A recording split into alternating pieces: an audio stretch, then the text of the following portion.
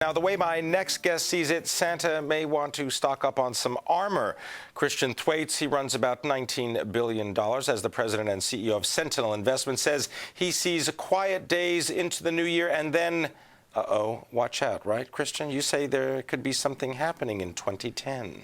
Yeah, I mean, I think we're safe for the rest of this year. There's a lot of good, because there's not many more days left. I mean, come on, give us that a little at least. Well, I'm still going to be in the office between Christmas and New Year, just right. in case something shakes out. In case something goes wrong. There's an awful lot of money sort of ready to remove or move itself once the end of the year expires. Obviously, people sitting a lot of gains. But going into 2010. Sometimes it feels like we're just sitting on a coiled spring here. We've just had so much movement into the high beta stocks, asset classes, both on the fixed income and on the equity side.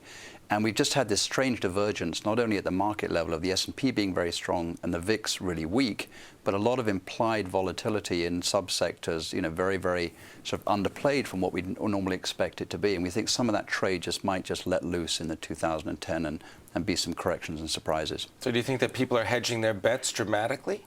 I think they are. I think that the gains have been pretty dramatic right across the board, as you know. So whether it's high yield or distressed debt, emerging markets, equities and bonds, commodities, dollar trade going the other way, and of course the underlying equity market has been very strong. And I think a lot of people just want us to try and hedge those in, take the gains for 2009, book those, and then into 2010.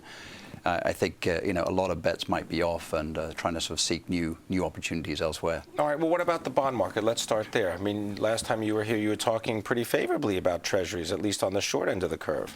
Yeah, I mean, I like treasuries. Treasuries and agency mortgage-backed securities and agencies' own debt has not been the place to be in fixed income in 2009. It's all been in investment grade, where the spreads have come in from about 800 basis points to record highs. High yields, which you mentioned, so about 40–50%, triple C's up 80%, and distressed debt up 120%. So treasuries and agency mortgage-backed securities have not done particularly well. In fact, if you've been in long treasury this year, you'd be down about 20%. But it's been, I think, a good place for the last few months to tuck some money away. I remember last time I was here, I thought the 10-year might hit about 3% for the year end. It was then about 340, went down to 320. Now it's up to 350. And I think that sort of range, 320 to 360, looks pretty safe and therefore a good place to be for some time to come. All right, so take a little bit of money, put them into bonds, but is that also because then you want the opportunity to make that liquid and put that into equities in 2010 if things change? Yes, there's that, but also I like the real rate of return on bonds right now. I mean, there's two camps, whether we're about to sort of hit a big inflation period or a deflation period, and we verge on the side that inflation is very much under control, despite what the tip spread is saying versus the 10-year real yields. So we think the real rate of return for 10-year treasuries in the range of about 220 basis points, and that's not a bad rate of return to have for some of your portfolio going into 2010. All right, well, let's talk a little bit about stocks, for example. What do you see for 2010? Let's say you can't see out too much further than, let's say, 6 months, but what about the beginning of 2010? Where would you like to be positioned in the equity market? I'd still like to be positioned fairly defensively, which means that I'd back off from being in the tech sector too much.